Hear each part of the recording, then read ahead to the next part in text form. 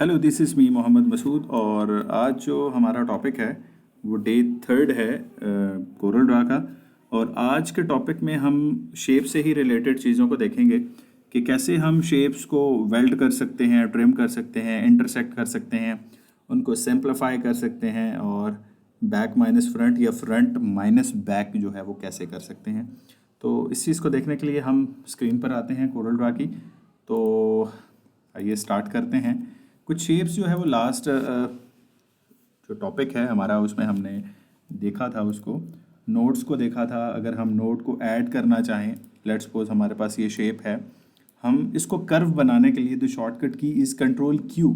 तो जैसे ये कंट्रोल क्यू प्रेस करेंगे और डबल क्लिक करेंगे तो हमारे पास ये शेप जो है, पहले हमने पिक टूल सेलेक्ट करना है, कंट्रोल क्यू प्रेस करने से हमारे पास ये शेप कन्वर्ट हो जाएगी कर्व में। तो जैसे ही कर्व में होगी तो हम इसको अपनी मर्ज़ी से कहीं पर भी मूव करवा सकते हैं। आपको थोड़ा सा बेहतर समझाने के लिए कोई मैं टेक्स्ट लिख लेता हूँ। लेट्स सपोज मैं लिखता हूँ the mart.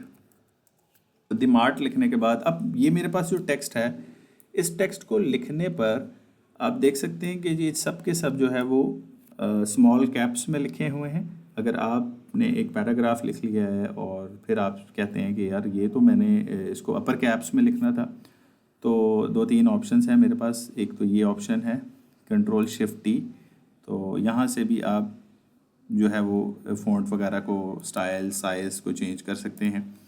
And the third option is कि हमारे पास हम इसको सिलेक्ट करें। सिलेक्ट करने के बाद शिफ्ट एंड F3 प्रेस करेंगे तो हमारे पास लेटर केस चेंज करने के डिफरेंट ऑप्शंस मौजूद हैं। लेट्स सपोज अगर मैं लोअर केस करता हूँ तो ऑलरेडी लोअर है, अपर केस करूँगा तो ये अपर केस में कन्वर्ट हो जाएगा। और अगर मैं शिफ्ट F3 प्रेस करके टाइटल केस में करता हूँ तो जो फर्स्ट करेक्टर है या वो हमारे पास कैपिटल में होगा, बाकी स्मॉल। और उसके बाद अगर मैं शिफ्ट F3 प्रेस करके टॉगल केस में करता हूँ तो जो स्मॉल है वो कैपिटल और कैपिटल स्मॉल में कन्वर्ट हो जाएंगे कुछ इस तरह से। तो मैं इसको अपर केस में कन्वर्ट करता हूँ और उसके बाद जो है हम देख लेते हैं। अब this is the editable font. हमने जो टेक्स्ट लिखा है हम अपनी मर्ज़ी से इसको लिखना चाहें, डबल क्लिक करें तो इसके अंदर एडिटिंग कर सकते हैं। लेकिन अभी तक ये टेक्स्ट है हमारे पास। लेकिन जैसे ही मैं अगर कंट्रोल क्यू प्रेस करता हूँ तो अब ये मेरे पास शेप में कन्वर्ट हो चुका है। अब मैं अगर डबल क्लिक करता हूँ तो ये डिफरेंट नोड्स को मिलाकर एक शेप बन चुकी है। ठीक है, आप राइट पैनल से कोई शेप है या आपके पास कोई फ़ॉन्ट है, इसमें कलर भी कर सकते हैं। इस पैलेट की मदद से क्लिक करेंगे तो आपके पास जो इसके अंदर कलर है वो फिल हो जाएगा। ये क्लिक आप लेफ़्ट क्लिक करेंगे तो आपके पास होगा। जब आप राइट क्लिक करेंगे तो इसकी आउटलाइन, अभी आप देखें कि इससे पहले ही आउटलाइन यहाँ पर नन शो हो रही है, मतलब अभी फिलिंग नहीं है। लेकिन जैसे ही मैं ब्लैक कलर पर जाकर इसकी आउटलाइन पे क्लिक करता हूँ तो ये आउटलाइन फिल हो गई है। चूँकि ये आउटलाइन बहुत ही बारीक कह सकते हैं या इसका पॉइंट बहुत कम है, इस वजह से आपके पास शो नहीं हो रही। तो जैसे ही आप अभी देख सकते हैं कि आपके पास ये आउटलाइन कुछ इस तरह से है। जैसे ही मैं इसको सिलेक्ट करके डबल क्लिक करता हूँ और आउटलाइन की विड्थ को मैं बढ़ा देता हूँ, लेट्स सपोज 2 पॉइंट कर देता हूँ, तो अब ये मेरे पास आउटलाइन मज़ीद बढ़ चुकी है। तो अब आप देख सकते हैं कि ये आउटलाइन कुछ इस तरह से आ चुकी है। इसी तरह मैं अगर आउटलाइन को बढ़ाता हूँ तो बढ़ाने से मेरे पास अगर मैं 2 पॉइंट के बजाय 16 पॉइंट कर देता हूँ तो ये आउटलाइन बढ़ जाएगी। लेकिन यहाँ पर एक प्रॉब्लम ये है कि आउटलाइन बढ़ तो गई है, लेकिन ये आउटलाइन जो है वो मेरे पास इस फ़ॉन्ट के ऊपर भी आ रही है। तो अगर मैं इसकी फिलिंग जो है वो बिहाइंड फिल कर दूँ तो ये आउटलाइन उसके पीछे चली जाएगी। मतलब ये जो फ़ॉन्ट फिल हुआ है या कलर फिल हुआ है, ये मेरे पास उसके बैकग्राउंड में चली जाएगी। और स्केलिंग करूँगा तो ये मेरे पास ऑब्जेक्ट स्केल हो जाएगा। तो कुछ इस तरह से जो है वो आप आउटलाइन इसकी सेट कर सकते हैं।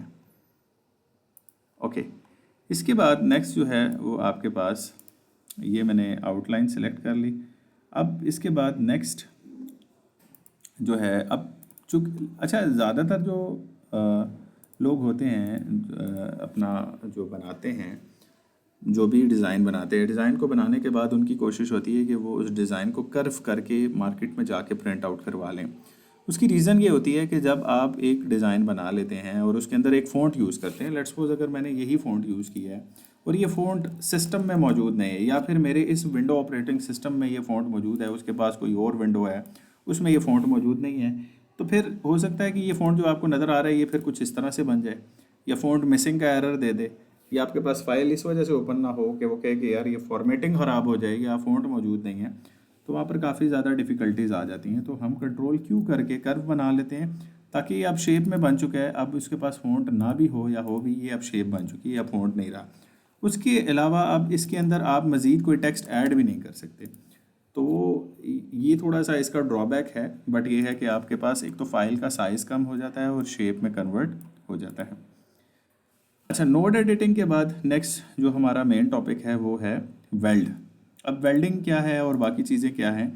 फॉर एग्ज़ाम्पल आपके पास दो शेप्स हैं, लेट्स सपोज मैं इन दो शेप्स की बात करता हूँ और इन दो शेप्स को मैं एक शेप बनाना चाह रहा हूँ, या मैं कह देता हूँ कि मेरे पास ये दो शेप्स हैं, इन दो शेप्स को मैं एक ही शेप बनाना चाह रहा हूँ, तो मैं वेल्ड टूल को इस्तेमाल करूँगा। वेल्ड टूल क्या करता है, नॉर्मली भी जब हम वेल्ड की टर्म इस्तेमाल करते हैं तो उसका मतलब यही होता है कि हमारे पास दो कोई भी चीज़ें हैं उनको आपस में जोड़ दिया जाता है, तो उसको वेल्ड कहते हैं। लाइक अगर मैं मैकेनिकल टर्म में बात करूं तो आप जब मेटल्स को आपस में वेल्ड करते हैं तो दोनों मेटल्स आपस में जुड़ जाते हैं।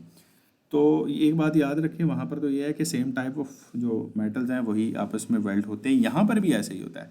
यहाँ पर आप शेप को किसी पिक्चर के साथ वेल्ड नहीं कर सकते, आपको शेप को शेप के साथ ही वेल्ड करना पड़ता है। तो जैसे ही आप ये दो शेप्स को सिलेक्ट करते हैं तो आपके पास ये ऑप्शन यहाँ सामने नज़र आ जाते हैं। सबसे पहला जो टूल है वो है वेल्ड। तो जैसे ही हम वेल्ड पे क्लिक करते हैं तो वेल्ड को क्लिक करने से आपके पास दोनों शेप्स जो है वो अब एक बन चुकी हैं। आप इस तरह वेल्ड कर सकते हैं। आपके पास कोई और शेप भी हो सकती है, मैं इसके साथ इस शेप को भी मिलाना चाहूँ तो इसको मिलाकर जब मैं वेल्ड करूँगा तो ये कुछ इस तरह से वेल्ड हो जाएगी। तो इट डिपेंड ऑन यू कि आप किस तरह की शेप को वेल्ड करना चाह रहे हैं। तो यहाँ पर हमारे पास जो वेल्ड टूल है, आप देखें अब जो मेरे पास ये टेक्स्ट है इसको हमने शेप बना लिया, तो आप इन दोनों शेप्स को भी आपस में कनेक्ट करके आप वेल्ड कर सकते हैं कुछ इस तरह से। तो ये भी आप वेल्डिंग का ऑप्शन है कि आप इसको वेल्ड कर सकते हैं। ओके, इसके बाद नेक्स्ट कंट्रोल जी करके मैंने अंडू कर लिया, and undo undo undo undo. Okay, अब ये दो शेप्स हैं, इन दोनों शेप्स में वेल्डिंग के बाद नेक्स्ट जो टूल है वो है ट्रिम। ट्रिम का मतलब होता है कि काट देना। जो शेप के अंदर लाइन आएगी या कुछ भी आएगा वो ट्रिम हो जाएगा, दो अलग से शेप्स बन जाएंगी। This is called trim. Trim का वैसे भी मतलब होता है काटना। तो जब आप दो शेप्स को आपस में मिलाकर, लेट्स सपोज इन दो शेप्स को आपस में मिला के ट्रिम करेंगे तो नई जो है वो दो शेप्स आ जाएंगी, this one and this one. तो जो शेप बैक साइड पे होगी वो शेप बैक साइड, ये कह लेंगे जो शेप, अब इन दोनों में से जो शेप मैं पहले सेलेक्ट करता हूँ, लेट्स सपोज पहले ये सिलेक्ट की देन ये सिलेक्ट की और उसके बाद ट्रिम करूँगा तो ऊपर वाली शेप रह जाएगी। और अगर मैं पहले ये शेप सेलेक्ट करता हूँ और देन वो सिलेक्ट करता हूँ और फिर मैं ट्रिम करूँगा तो ऊपर जो पहले सेलेक्ट की है वो शेप रह जाएगी और बाकी जो दूसरी शेप है वो ट्रिम हो जाएगी।